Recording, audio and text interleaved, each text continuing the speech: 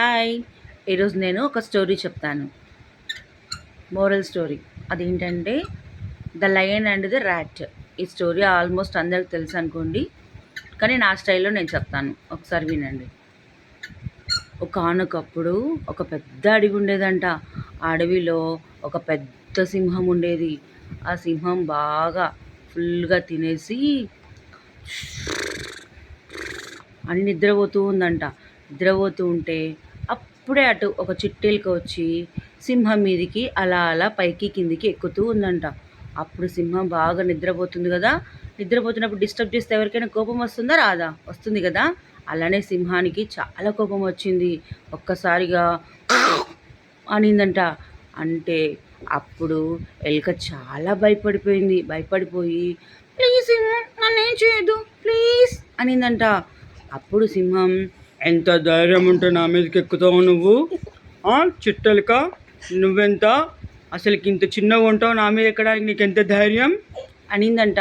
అప్పుడు చిట్టెలుక అనిందంట, ప్లీజ్ సింహం నన్ను వదిలేయవా ప్లీజ్, నీకు ఇప్పుడైనా నేను హెల్ప్ చేస్తాను ప్లీజ్ ప్లీజ్ అనిందంట.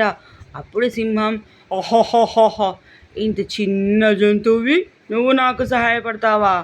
సరే సరే వెళ్ళు, ఇదొక్కసారికి నిన్ను క్షమిస్తున్నాను వెళ్ళు అని అనిందంట.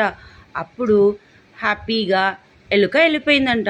వెళ్ళిపోయిన తర్వాత కొన్ని రోజుల తర్వాత సింహాన్ని వేటగాడు వచ్చేసి వలలో పట్టుకున్నాడంట. అప్పుడు సింహానికి పాపం ఏమీ చేయలేక అని గట్టిగా అరుస్తుందంట. హెల్ప్ చేయండి బచావ్ బచావ్ అని అరుస్తుందంట. అప్పుడు ఎలుక చూసి, అయ్యో సింహానికి ఏదో ఆపద వచ్చిందే, నా స్నేహితుడే కదా, నేను సహాయం చేస్తానని చెప్పి ఎలుక వచ్చి తన టీత్ చాలా కొష్గా ఉంటాయి కదా, ఆ పళ్ళతో ఆ వాళ్ళంతా కొరికేసిందంట. అప్పుడు సింహం ఆ వేటగాడి నుంచి విడుదల పొందిందంట. ఈ విధంగా సింహం కాపాడబడింది. ఇద్దరు కూడా మంచి స్నేహితులయ్యారు.